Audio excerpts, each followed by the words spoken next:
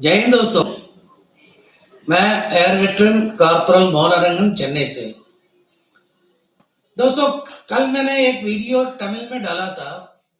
वही वीडियो जो है अभी हमारे कुछ साथियों ने फोन पे बात किया, बोला सर आप जो है तमिल में जो वीडियो बनाया है वो उसको जरा हिंदी में ट्रांसलेट करके हिंदी में भी डालना, क्योंकि वो लोग जो है हमारे संगठन के मेंबर है, लेकिन वो उत्तराखंड से है। तो उन लोगों की जो रिक्वेस्ट जो है वो जायज है। तो इसलिए जो है मैं उसी वीडियो को जो है हिंदी में मैं डाल रहा हूं आज। सबसे पहले मैंने उस वीडियो में ये पॉइंट उठाया था कि जेसीओस का जो है 2014 के बाद जो रिटायर हुआ, 2014 जुलाई से लेके 2015 दिसंबर तक जो भी जेसीओ रिटायर हुआ है या ऑनरी कमीशन ऑफिसर्स, उनको इस ओआरओपी 2 से कोई फायदा नहीं है। और ये चीज जो है हम बार बार पहले से बता रहे हैं कि जेसीओस को, जो पुराने जेसीओस को कुछ नहीं मिलेगा, कुछ नहीं मिलेगा। सबसे पहला हमने यही बात लोगों को समझाया, और हमने दूसरी बात उनको समझाया कि जो संगठन एमओडी का जो रिकॉग्नाइज्ड संगठन जो है वो किसी बात को आगे क्यों नहीं लेके आ रहे हैं, उसका वजह क्या है, हमने डिटेल में उनको समझाया। क्योंकि जो भी एमओडी का रिकॉग्नाइज्ड संगठन जो है वो ऑफिसर्स ओरिएंटेड एसोसिएशन, यानी कि ऑफिसर्स चलाते हैं उसको, और काम करने वाला होता है जेसीओ जवान। इसलिए मैंने उसमें डाला ओओए, यानी कि ऑफिसर्स ओरिएंटेड एसोसिएशन। जो भी संगठन ऑफिसर्स के जो नेतृत्व में चलता है वो संगठन कभी जवानों के लिए आवाज नहीं उठाएगा। और अभी जो एमओडी में रिकॉग्नाइजेशन का मतलब है, आप एमओडी के खिलाफ, यानी कि डिफेंस मिनिस्ट्री के खिलाफ आप आवाज नहीं उठा सकते हो। ये अपने फायदा के लिए इन लोगों ने जो है 1 लाख मेंबर से ऊपर दिखाया कि हमारे पास इतने मेंबर है, और रिकॉग्नाइजेशन लिया। दोस्तों, पहले सिर्फ 3 था। 3 कौन कौन था? एक आईएसएल जो 1966 में बनाया था, जो भी रिटायर होते थे उनको फटाफट पकड़ पकड़ के मेंबर बना लिया। और हर जगह आईएसएल का जो है, जैसे कि Haryana ex serviceman league, Himachal ex serviceman league, Tamil Nadu, ऐसे हर स्टेट का जो है पहले डाल के सबको चैप्टर बना दिया। चैप्टर का मतलब जो है लीग, मतलब वो सारी जो है लीग के साथ जुड़ा हुआ। ऐसे करते करते जो है 1,60,000 मेंबर बनाया उन लोगों ने। लेकिन आर्मी के जवान कितने हैं, जो मतलब भूतपूर्व सैनिक कितने हैं? सारे मेंबर नहीं है उसमें, लेकिन उनको जितना जो चाहिए उतना ले लिया और उन्होंने रिकॉग्नाइजेशन लिया। एयरफोर्स एसोसिएशन बहुत बहुत लेट बना, एनएक्सीसी के बाद में बना था। लेकिन एयरफोर्स एसोसिएशन में भी डिस्चार्ज जब डॉक्यूमेंट जब साइन करते हैं ना, उस टाइम जो है उनको भाई मेंबर बनो, तुम्हें ये मतलब एयरफोर्स एसोसिएशन ये करेगा वो करेगा करके उनको मेंबर बनाया। एयरफोर्स एसोसिएशन में भी तकरीबन 1,10,000 के आसपास मेंबर है, उससे ज्यादा नहीं है। अब तीसरा कौन था? वार विडोज एसोसिएशन। वार विडोज एसोसिएशन के लिए कोई कानून नहीं था कि 1 लाख मेंबर होना चाहिए करके। ये 3 जो है एमओडी का रिकॉग्नाइज्ड संगठन था। अब चौथा कौन आया है कि एनएक्सीसी। अब एनएक्सीसी कौन सा एनएक्सीसी रिकॉग्नाइज्ड बाय एमओडी, ये हमें पता नहीं है, क्योंकि एनएक्सीसी एक नहीं, एनएक्सीसी मेरे अभी तक जो कंफर्म्ड है 2 है। अब अभी 3 भी बन गया वो। अब तीनों में रिकॉग्नाइज्ड कौन है, किस तरह रिकॉग्नाइज हुआ, ये भी हमें मालूम नहीं है, वो भी आवाज नहीं उठाएगा। जवानों के पक्ष में एनएक्सीसी भी आगे नहीं आएगा जो रिकॉग्नाइज्ड है। अब पांचवा एक नया आया है, वो बीजेपी की सपोर्टर्स है, यानी कि पॉलिटिकली मोटिवेटेड एक्स सर्विसमैन को एक करके उसमें ज्यादातर जो है कंट्रोल्ड ऑफिसर्स है और सारे जो है 99% उस संगठन में कौन है, जेसीओ जवान। और जो ऑफिसर्स जो है वो अपनी अपनी, क्योंकि एयरफोर्स और नेवी का जो है यूनिट वही रहता, आदमी चेंज हो जाते हैं। और आर्मी में जैसे इन्फेंट्री, आर्टिलरी, ये इन सब में क्या है, आदमी वही रहते हैं लेकिन यूनिट जगह चेंज होता है। तो इसलिए शुरू से लेके एक दूसरे के साथ एक फैमिली, एक परिवार के जैसे वो रहते थे, उन सबको जो है उसमें करके उन्होंने भी रिकॉग्नाइजेशन लिया। अब 5 संगठन हो गया रिकॉग्नाइज्ड। अब आएंगे हम मुद्दे पर।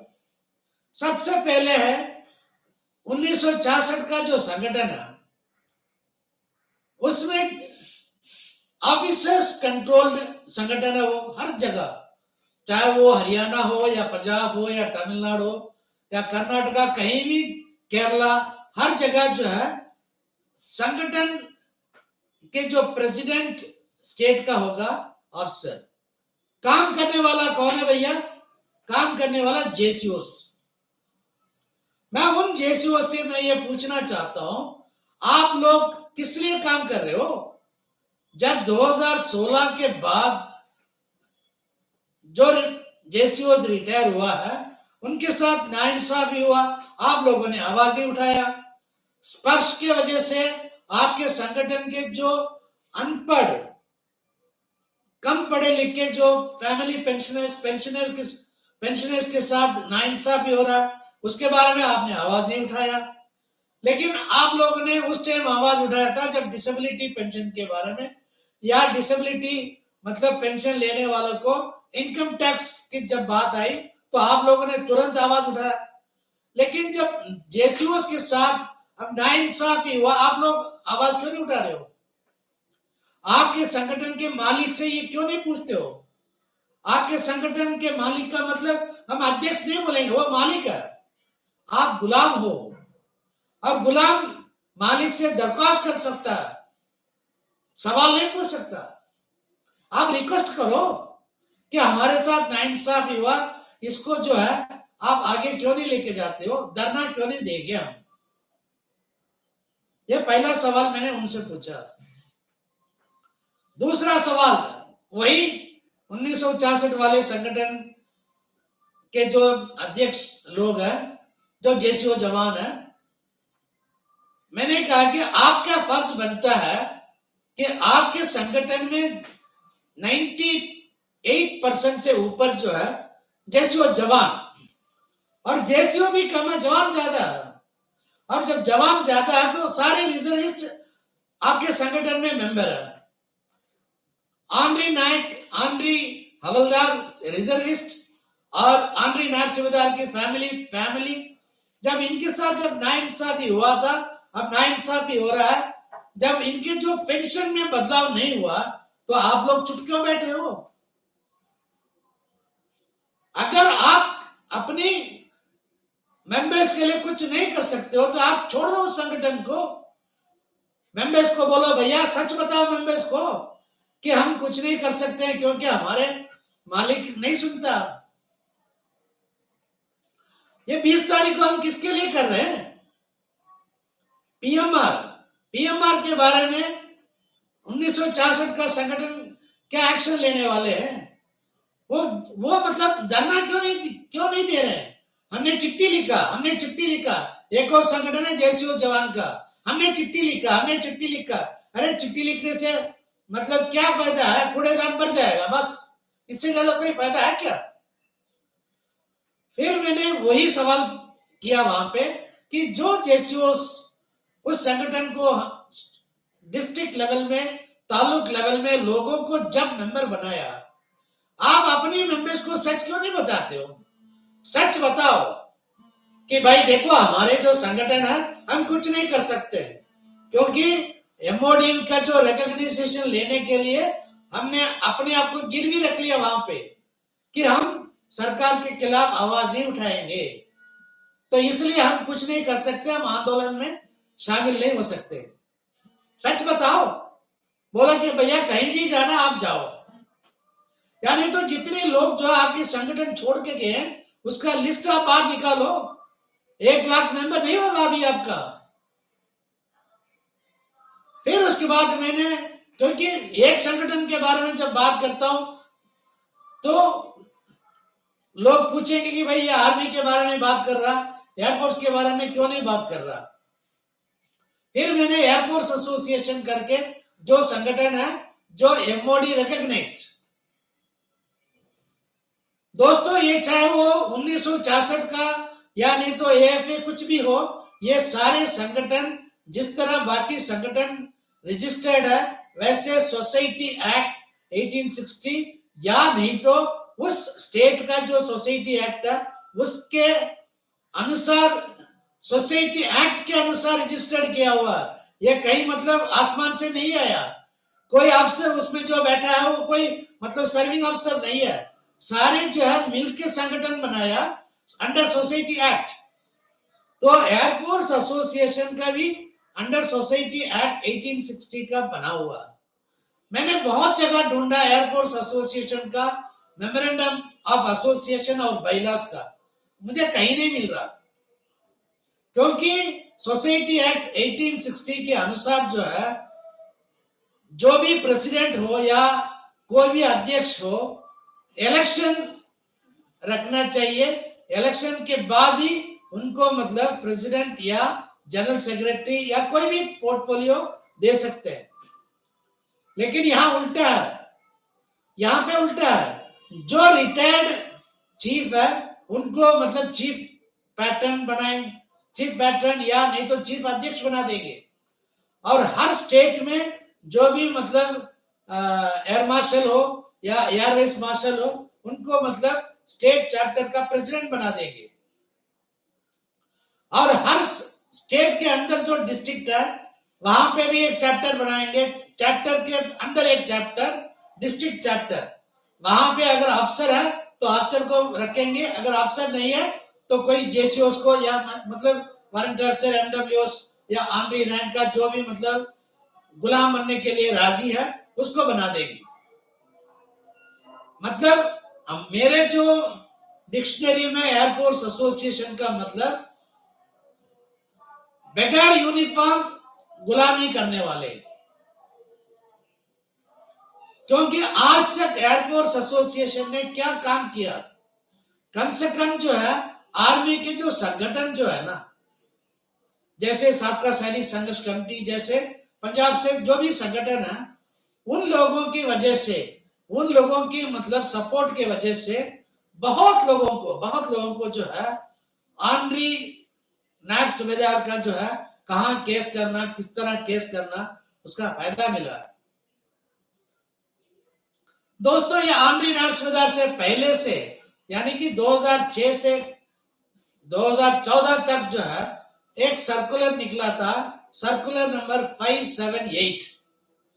तो उसके अनुसार जो है एयरफोर्स में लास्ट, एयरफोर्स और नेवी में, क्योंकि आर्मी में मुश्किल से 0.001% है तो इसलिए आर्मी काउंट नहीं होता, तो एयरफोर्स और नेवी में एक होता है लास्ट रैंक हेल्ड पेंशन, यानी कि उस पेंशन पाने के लिए 10 महीना उस रैंक में रहना, यानी कि जिसको बोलते हैं सब्सटैंटिव रैंक, 10 महीना रहना जरूरी है। और जो कंडोनेशन पीरियड जिसको बोलते हैं 3 महीने का जो है उसमें माफ हो जाता है, यानी कि 7 महीना जो उस रैंक पे रहेगा उसी को उस रैंक का पेंशन मिलेगा। ये 2006 से पहले की बात है। 2006 के बाद कानून चेंज ऐसे हुआ, अगर एक दिन भी उस रैंक में था तो उसको मिलेगा, एक कानून चेंज हो गया। लेकिन जो पुराने वालों को ये दिया ही नहीं। फिर उसके बाद आप लोगों को मालूम है 7th पे कमीशन सर्कुलर 570 निकला। फिर जब लोगों ने पूछना स्टार्ट किया तो मतलब मैं स्टेट बैंक वालों को मैं धन्यवाद देना चाहता हूं। स्टेट बैंक सीपीपीसी चेन्नई से हमारे एक भूतपूर्व सैनिक कॉर्पोरल अरसू अरिवरसु उसका पूरा नाम है, वो मतलब प्रीमेच्योर रिटायर्ड है। वो मतलब कोई पेंशन नहीं लेता, लेकिन बुजुर्ग है।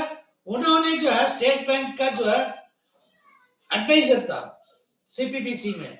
उन लोगों ने आवाज मतलब रेस किया क्वेरी, जो मतलब लास्ट रैंक हेल्ड वालों को हम किस तरह देंगे, क्योंकि सर्कुलर 568 में लास्ट रैंक का नाम ही नहीं था। तो उसके बाद पीसीडी इलाहाबाद ने एक सर्कुलर निकाला था, सर्कुलर 578। ये आमरी नाथ सुबेदार को उसी टाइम देना था जब सर्कुलर 568 दिया था, उसी टाइम देना था, नहीं दिया। वो सर्कुलर 631 में चला गया वो, चलो ठीक है।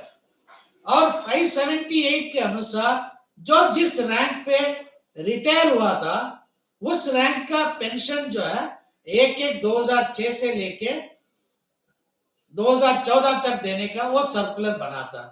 यानी कि 2009 तक बना देने के लिए, और 2009 में वो ज्यादा था इसलिए 2014 तक देने का था। तो एक जेडब्ल्यू बराबर होता है एक नायब सूबेदार का। जो जेडब्ल्यू रैंक है लेकिन पेंशन लेता था वो सार्जेंट का। उन सबको जो है एक 2006 से लेके 30 जून 2014 तक का अरियर, किसी को 2 लाख मिला, किसी को 2.5 लाख, किसी को 1.5 लाख, ऐसे सबको अरियर मिला। ये एयरफोर्स एसोसिएशन का मेहरबानी नहीं था, कोई गलती से भी मत सोचना। ये मेहरबानी है स्टेट बैंक सीपीपीसी में हमारे जो भूतपूर्व कॉर्पोरल अरिवरसु का। फिर उसके बाद जो है 2014 के बाद फिर उसको नीचे लेके आ गया। जिस तरह ऑनरी नायब सूबेदार के साथ अभी हो रहा है वही हुआ वहां पे भी। लेकिन जो जेसीओ या जो हवलदार 2006 से पहले जिन लोगों का मृत्यु हुआ, यही कानून उनके साथ भी होना चाहिए ना। एक 2006 से लेके 2014 तक उनको भी जो है इसका सर्कुलर 578 का फायदा मिलना चाहिए ना। क्यों नहीं मिला, इसके बारे में एयरफोर्स एसोसिएशन ने आवाज ही नहीं उठाया, क्योंकि उनको मालूम ही नहीं था ऐसे मतलब आवाज उठाना करके, क्योंकि वो तो पहले से मतलब गुलाम बन गए ना। और उसके बाद जो है 2014 के बाद सेम कंडीशन, जब एक जेसीओ जिसका मतलब 2800 जो है जिसका ग्रेड पे था, एक 2006 से लेके 2014 तक जब लास्ट रैंक का जो दिया था उसने 4200 कर दिया ग्रेड पे। फिर उसके बाद उसका जो है ग्रेड पे फिर से डाउन कर दिया। ये गलत करके क्यों नहीं आवाज उठाया दोस्तों? मतलब ये सोचने की बात है ना। और हमारे जितने भी बुजुर्ग आजकल के जो रिटायर हो रहे हैं ना, वो एयरफोर्स एसोसिएशन में ज्वाइन नहीं करते। ये जितने भी वहां बैठे हैं ना, जितने भी बैठे हैं 60 साल के ऊपर वाले 95% है, 60 साल से कम वाले सिर्फ 5% है। ये जो 95% जो 60 साल से ऊपर उस संगठन में बैठे हैं, वो क्यों नहीं सोचते इसके बारे में? कल आपके साथ ये नहीं होगा करके नहीं होगा, कोई मतलब गारंटी है क्या?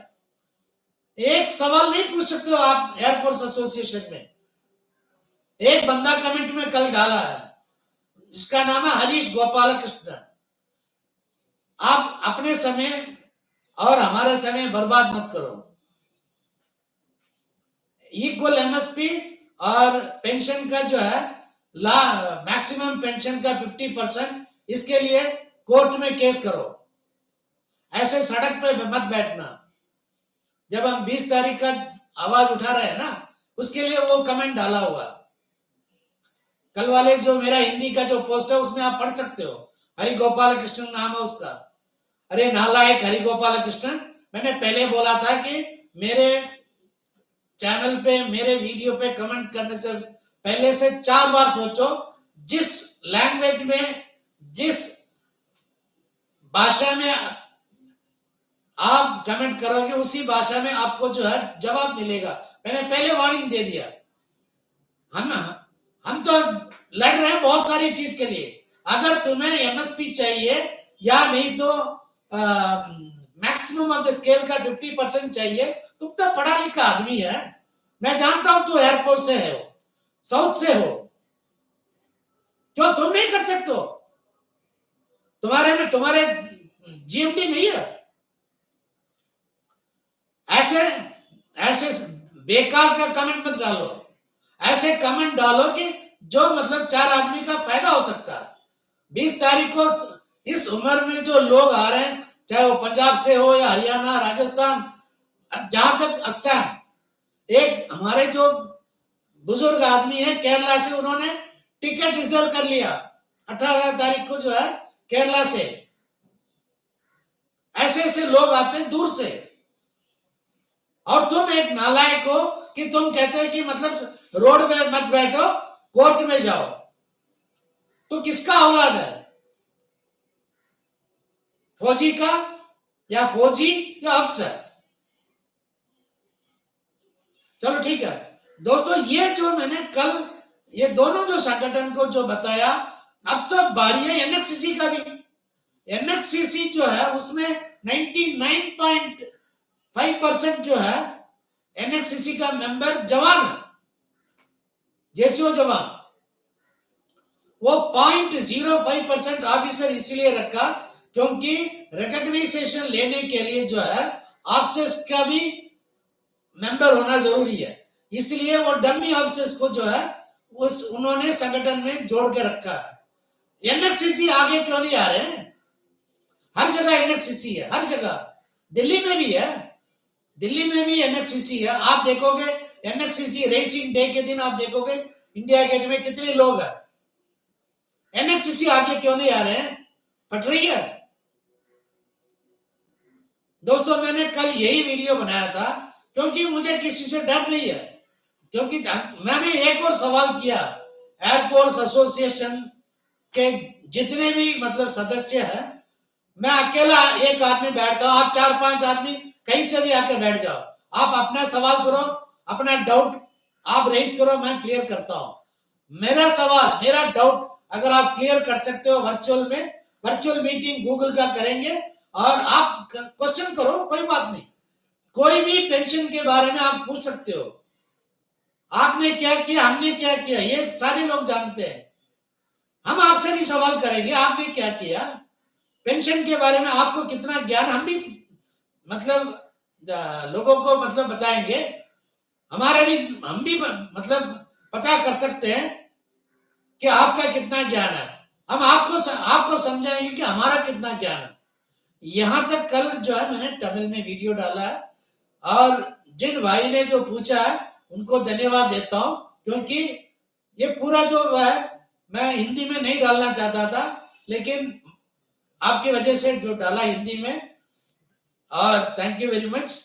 जेसीओ जवान एकता जिंदाबाद। दोस्तों 20 तारीख इसी महीने काउंटडाउन, अभी काउंटडाउन में -17 याद रख लेना, अभी नहीं तो कभी नहीं, ये आर पार की लड़ाई है।